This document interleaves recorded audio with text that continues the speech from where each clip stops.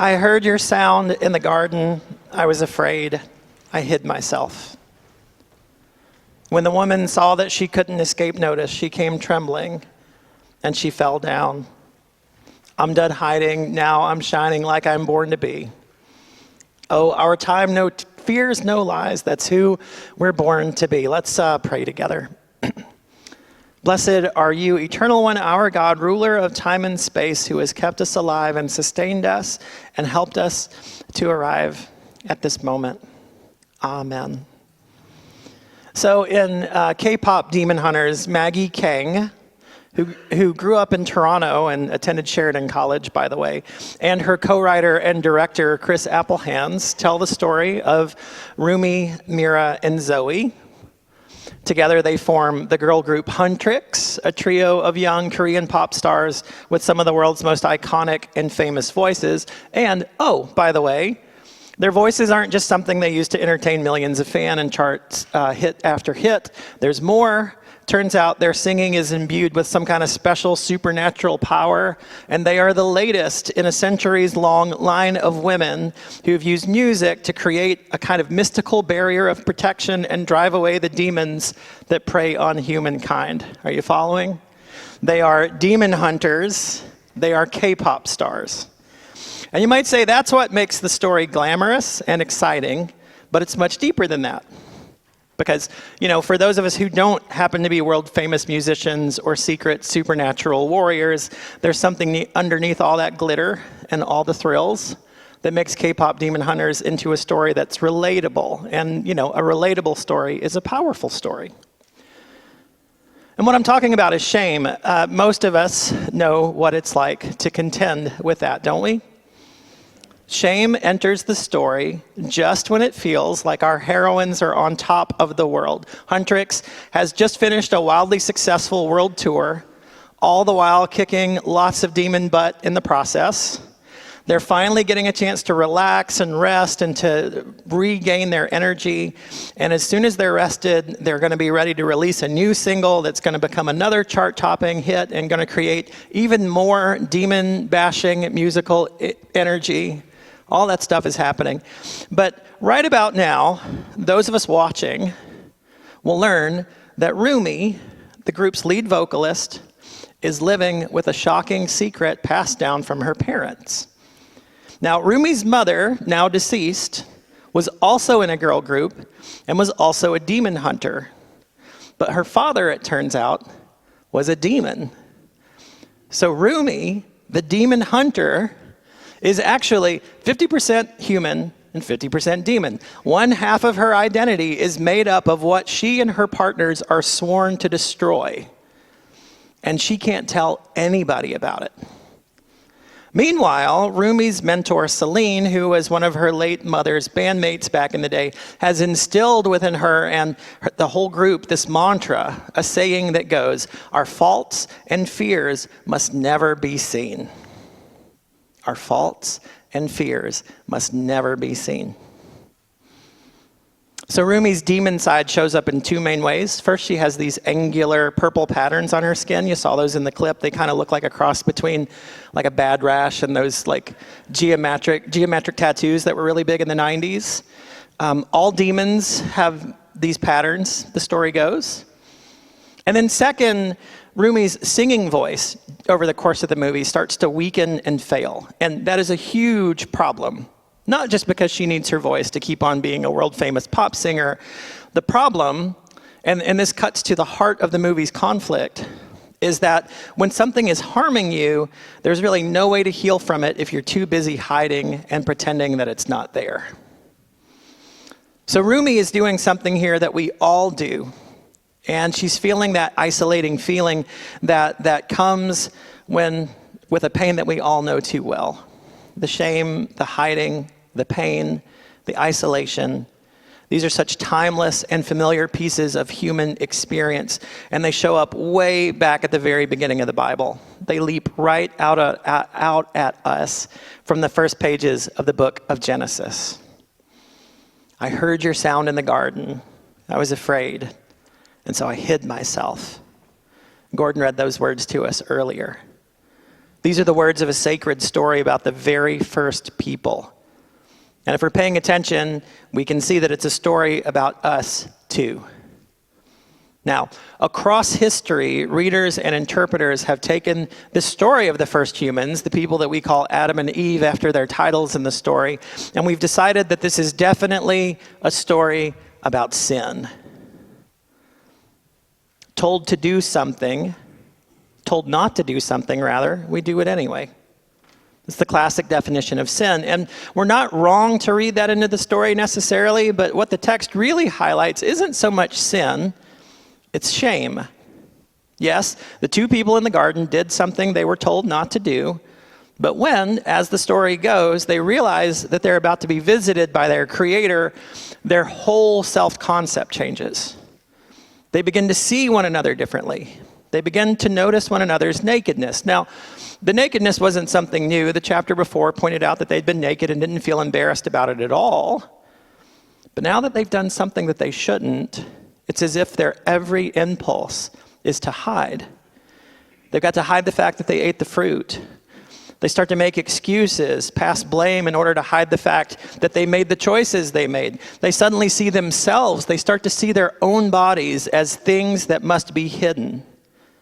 All those vulnerabilities, the weaknesses, the imperfections, the mistakes, and yeah, if you want to use the language, the sin, they have to cover it all up. They have to keep it hidden.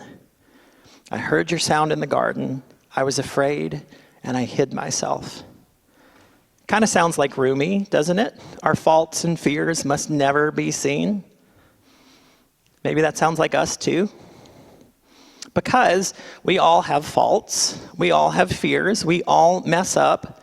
There are parts of us that we like to celebrate, and there are parts of us that we don't like very much, that we struggle with. Now, shame has a way of amplifying those faults and their struggles until we go from saying, what I did there wasn't very good, to who I am isn't good, who I am is bad. And those ways of thinking feed our instinct to hide or to cover, to make sure the truth about us doesn't get out, that it doesn't stay back there in the garden in Genesis.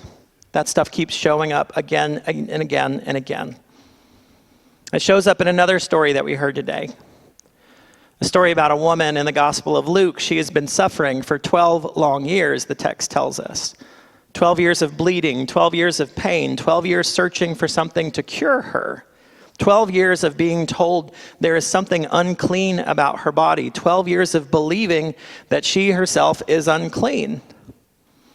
And so she's separated. She is an outsider. And so it is. She does that thing that we all do when we're walking around with shame. She hides. She doesn't come forward publicly the way some people do when they want Jesus to heal them. She's not trying to be seen. So she slips into the crowd. She's quiet. She's careful. She's hoping not to be noticed, because just maybe she can reach out and touch the edge of Jesus' cloak and disappear all over again. What she does takes up hardly any space at all. The woman's almost invisible in the story. But, as the story goes, Jesus notices, and he pauses, and he looks, and he asks the question, who touched me? Now, at this point, it's not going according to the woman's plan. And now she has a choice to make. To stay hidden, to keep pretending, to slip away and let the moment pass, or to choose visibility, to become vulnerable, to step out of the crowd and let herself be seen. And when she saw there was no good way to keep herself out of the spotlight, the story goes, she came forward, trembling, and fell down. Trembling. Can you imagine how she must have felt in that moment? With all that risk and exposure and fear. You know, this isn't just a story about being physically healed, it's also about letting yourself be seen, fully and truthfully uncovered. She tells her whole truth. She names what has been hidden. She brings out into the open the very thing that has been isolating her for years. She doesn't let her shame have the final word. She confronts it. And what she receives in return is dignity, recognition, not rejection. She's not out on the margins anymore. Now she is being called daughter. And that's the crux of the whole story, not the healing, as wonderful as it is. It's the moment that she gets to stop hiding. And when you hold this story next to Rumi's story in K-pop Demon Hunters, maybe you can spot the pattern. It's there in that mantra that Rumi was taught. And it's what she believes is the only way to make it as a K-pop icon and as a demon hunter. Our faults and our fears must never be seen. The woman we meet in Luke chapter 8 has been living as though that mantra were true. And back in Genesis, we find Adam and Eve acting as though it's true. Most of us, if we're honest with ourselves, have picked up that same lesson somewhere along the way. There are parts of us that we would rather not show. There are parts that we think make us something bad or broken or monstrous, and we're convinced that those parts of us would bring rejection if everybody got to see them. And so we curate, we manage, we hide, and when we do that, sometimes we lose our voice, just like Rumi. Because y'all, it takes so much energy to keep part of yourself hidden. Believe me. Some of you know, many of you know. It takes so much effort to pretend that everything is fine when it is not. And hiding like that, it really doesn't protect us, Instead, it isolates us, it diminishes us, and it harms us. But the good news and the truth in all of these stories is that the pattern doesn't end with hiding. There's another way.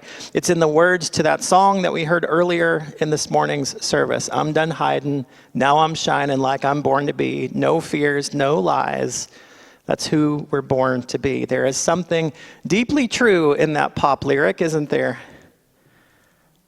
So, what if healing isn't about fixing everything that we believe is wrong with us? What if it starts when we step out in faith and stop hiding? What if transformation is not about becoming perfect, but becoming honest? That's what happens with the woman in Luke. That's what happens for Rumi. That's what's possible for each of us. Not a life where we don't have flaws or fears or struggles, but a life where those things don't drag us into the shadows. A life where they can be brought out of hiding and into the light. A life where we discover that being seen leads not to rejection, but to connection. And being known doesn't have to bring us shame. It can expose us to grace. So maybe God is calling us, and these stories are guiding us to realize that we don't have to fix everything. We don't have to have it all together, but we can take one small step out of hiding. We can tell the truth, maybe even for the first time, about something that we've been carrying inside. We can trust the one who calls out, "Where are you?" in the garden. We can trust the one who turns in the crowd and says, "Who touched me?" And we can trust that they are there to restore us, not to expose us, to call us beloved, not to shame us, to welcome us out of hiding, and to help us find our voice again. Thanks be to God. Amen.